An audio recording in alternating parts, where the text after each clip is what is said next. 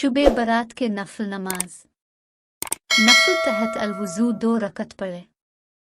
तरकीब: हर रकत में अलहम्द के बाद एक बार आयत अल कुर्सी 3 बार। कुल वल्लाह फजीलत: हर कतरा पानी के बदले 700 रकत नफल का सवाब मिलेगा। 2 रकत नफल। तरकीब: हर रकत में अलहम्द के बाद एक बार आयत अल कुर्सी 15 बार कुल हुवल्लाह सलाम के बाद 100 बार दुरूद शरीफ। फजीलत: रोज़ी में बरकत होगी, रंज और गम से निजात, गुनाहों की बख्शिश मग़फ़िरत होगी। रकत 8 2 करके। तरकीब: हर रकत में अलहम्द के बाद 5 बार कुल हो अल्लाह। फजीलत: गुनाहों से पाक साफ होगा, दुआएं कबूल होंगी, सवाब अजीम होगा। 12 रकत 2 2 करके।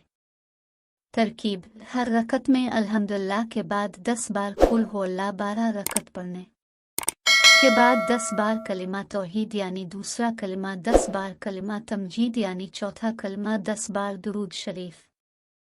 13 रकत 2 2 करके। तरकीब: हर रकत में अल्हम्दुलिल्लाह के बाद जो सूरा चाहे पढ़ें।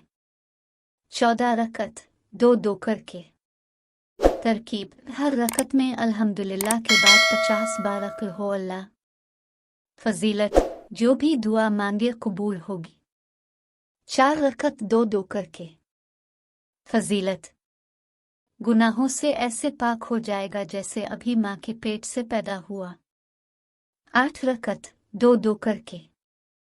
तरकीब: हर रकत में अल्हम्दुलिल्लाह के बाद 11 बार कुल हो अल्लाह। इसका सवाब खातून जन्नत हज़रत फ़ातिमा ज़ोहरा रज़ी अल्लाह को नज़र करे। फजीलत: अब फरमाती हैं कि मैं इस नमाज पढ़ने वाले की शफ़ात के बना जन्नत में कदम न रखूंगी।